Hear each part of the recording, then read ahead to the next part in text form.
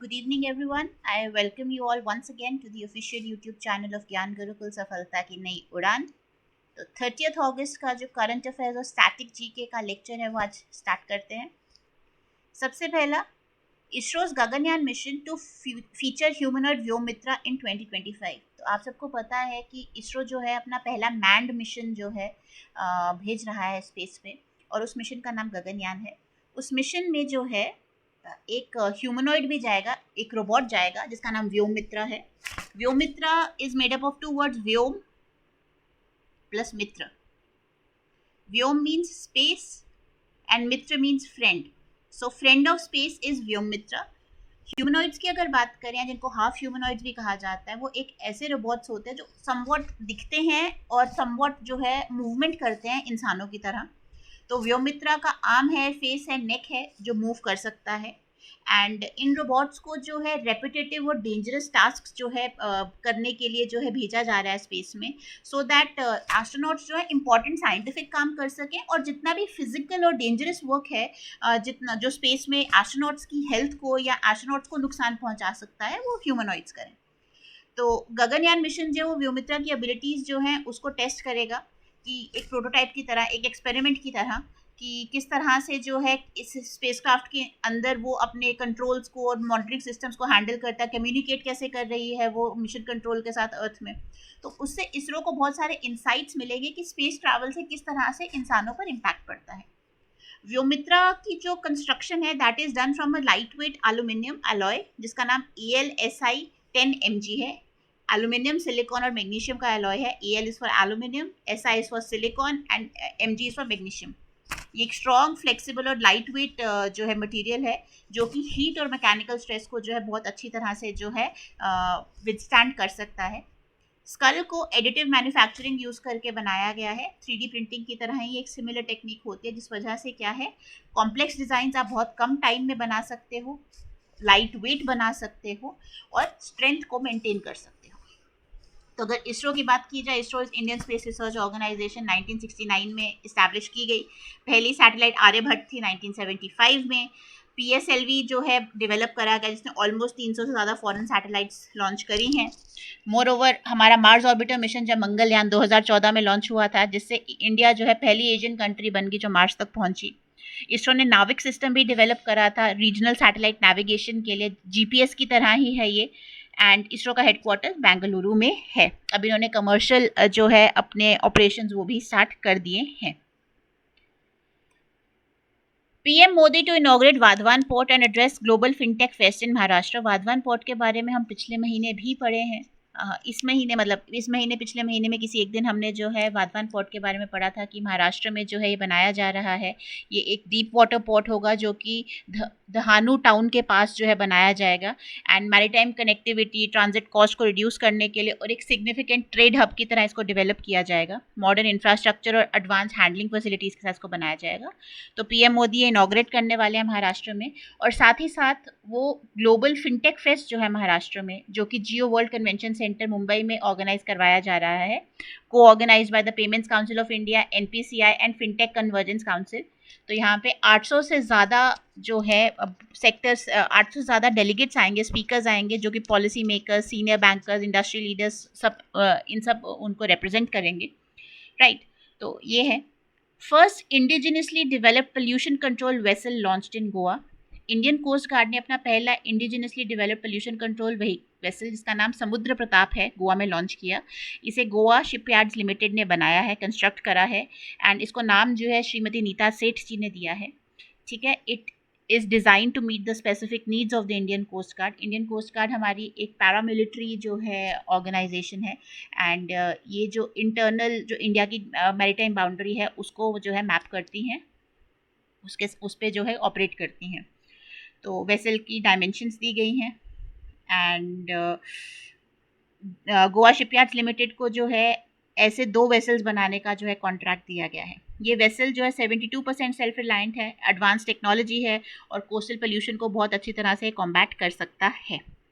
Next, LIC ने government को almost 3,500 crore जो है डिविडेंड में दिया है। एंड ये चेक उन्होंने union finance and corporate affairs minister Nirmala Sitharaman ji को दिया है। ये फॉलो करता है कि शेयर होल्डर अप्रूवल के बाद एक फाइनल डिविडेंड जो है ₹6 पर शेयर जो है वो दिया गया है।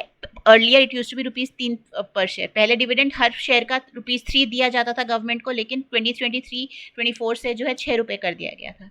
तो अगर LIC की बात करें, full form life insurance corporation of India, 1956 में एस्टैब्लिश हुई। गवर्नमेंट क्या है, 96.5% स्टेक गवर्नमेंट ऑफ इंडिया का है।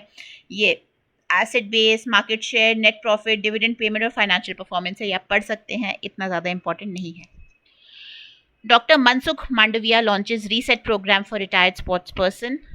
तो the retired sports person empowerment training, इसका नाम रीसेट है, उसे जो है लॉन्च कर दिया गया है। ये इसका एम क्या है कि जो आपके रिटायर्ड एथलीट्स और स्पोर्ट्स पर्सन हैं उनको नेसेसरी स्किल्स दी जाए, नेसेसरी नॉलेज दी जाए, ताकि वो फर्दर जब वो रिटायर होते हैं अपने एथलेटिक और स्पोर्ट्स फील्ड से, तो वो अपना जो जीविका है, अपना लाइवलीहुड जो है वो कंटिन्यू कर सकें, अपने लिए एक अच्छी ज़िंदगी बना सकें। तो एम्प्लॉयबिलिटी और करियर डेवलपमेंट का एक प्रोग्राम है।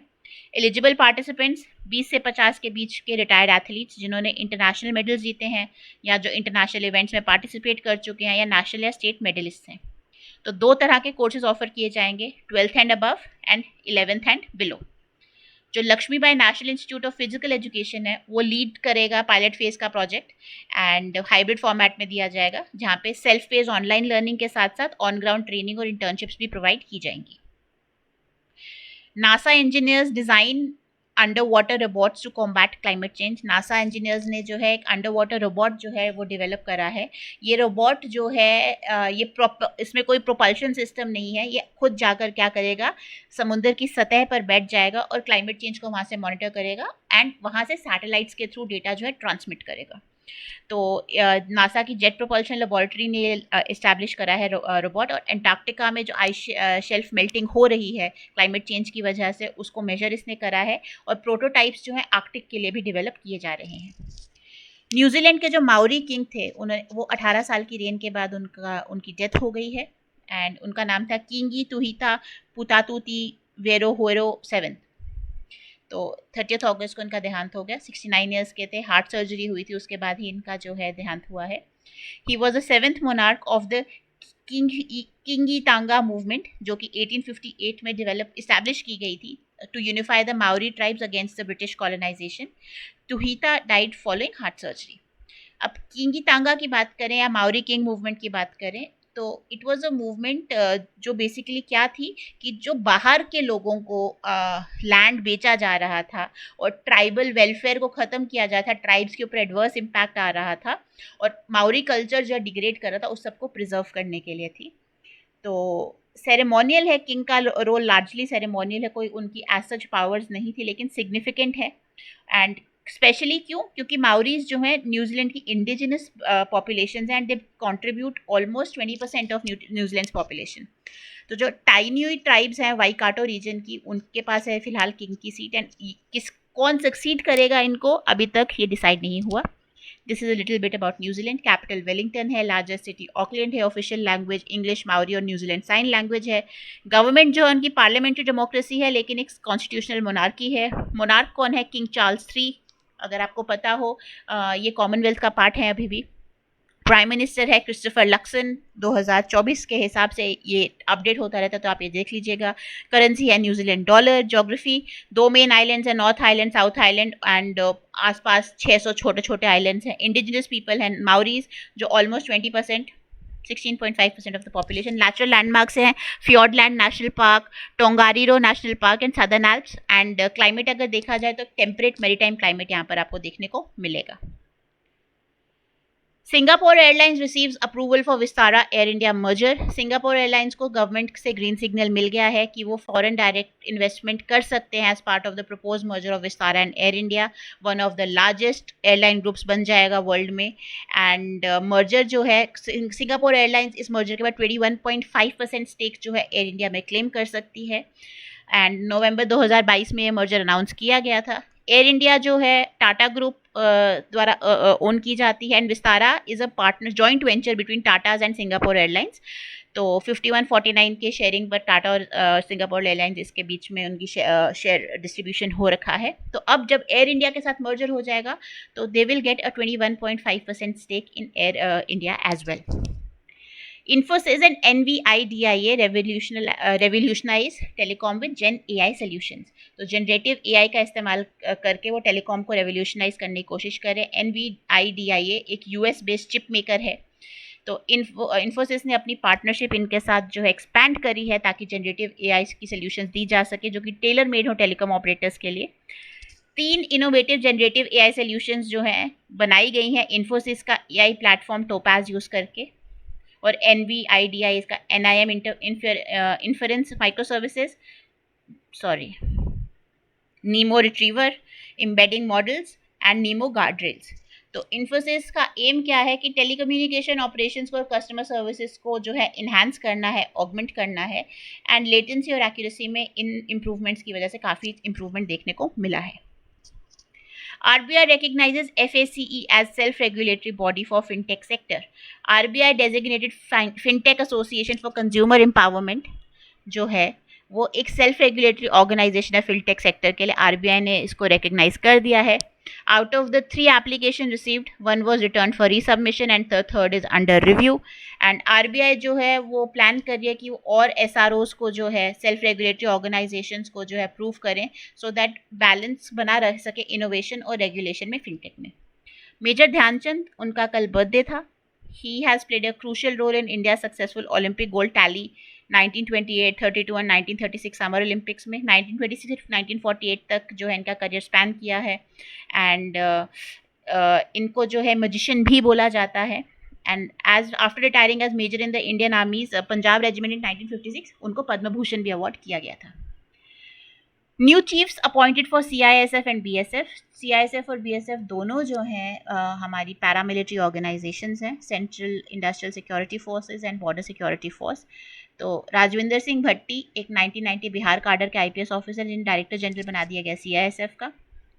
एंड BSF के चीफ हैं दलजीत सिंह चौधरी, एक 1990 के UP काडर के IPS ऑफिसर.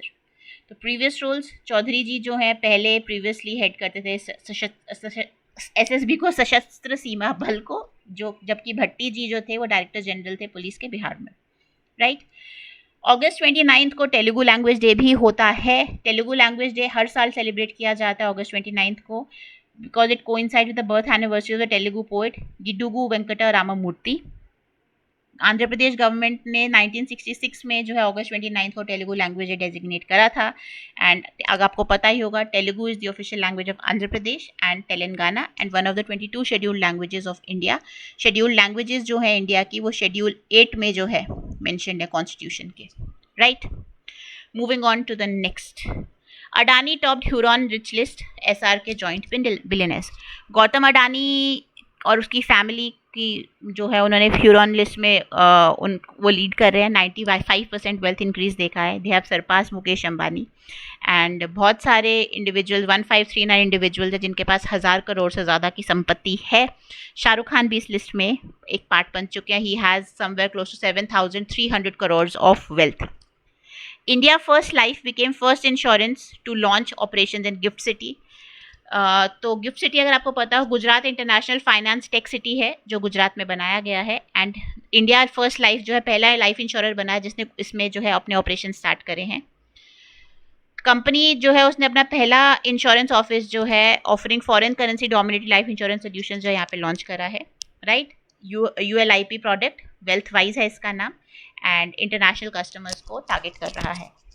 नीति आयोग की एक रिपोर्ट आई है जिसका टाइटल है pathways and strategies for accelerating growth in edible oil towards the goal of आत्मनिर्भरता. एंड इस रिपोर्ट में बताया गया है कि इंडिया की अगर कंजम्पशन देखी जाए, पर कैपिटा कंजम्पशन देखी जाए एडिबल ऑयल की, तो वो बढ़ी है to almost 20 kgs per year. लेकिन डोमेस्टिक प्रोडक्शन जो है इंडिया में वो अभी भी सिर्फ उतनी है कि वो 40 से 45% की डिमांड ही मीट कर सकती है. इतनी डिमांड है पर ईयर की, पर इंडिविजुअल की, लेकिन we are only able to meet 40 to 45% of the demand. बाकी सब इंपोर्ट के थ्रू जो है मीट होती है. एंड द इंपोर्ट प्रोजेक्ट्स की सप्लाई जो है ऑलमोस्ट 16 मिलियन टन पहुंच जाएगा 2030 तक और 26.7 मिलियन टन 2047 तक. और जो डिमांड सप्लाई के बीच का जो गैप है that could reach 22.3 million tons by 2030 and 40 million tons by 2047 depending की कंजम्पशन के ऊपर क्या इम्पैक्ट पड़ता है, क्या वो बढ़ती है या कम होती है. Indus x summit 2024. US India strategic partnership forum जो है उन्होंने अनाउंस करा है कि वो Indus India US defence acceleration ecosystem जो है उसका 3rd एडिशन आने वाला है। स्टैनफोर्ड यूनिवर्सिटी में होगा सितंबर 9 से 10 तक। एंड समिट किस पर फोकस करेगा कि किस तरह से हम प्राइवेट इन्वेस्टमेंट को यूज़ कर सकते हैं, फोकस कर सकते हैं, ताकि हम डिफेंस में इनोवेशन और रिसर्च को प्रमोट कर सकें। Bangladesh has triumphed in SAFF Under-20 Championship 2024. SAFF is South Asian Football Federation, and they defeated Nepal and they won the championship. International Day of the Victims of Enforced Disappearances 2024, 30th अगस्त को जो है ये day observe किया जाता है। किस लिए observe किया जाता है? इन्फोर्स डिसअपियरेंस का मतलब क्या होता है?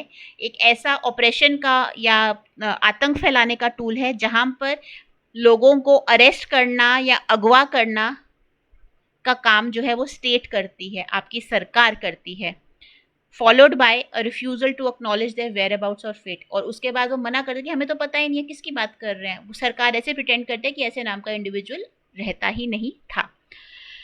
तो 3 तरह की जो है इन्फोर्स डिसअपियरेंसेस हो सकती हैं। The deprivation of liberty against the will of the person, उसको लिबर्टी नहीं दी जाती, उसे फ्री विल नहीं दी जाती, वो अपने हिसाब से नहीं जी सकता, उसे सरकार जो ऑपरेस करेगी।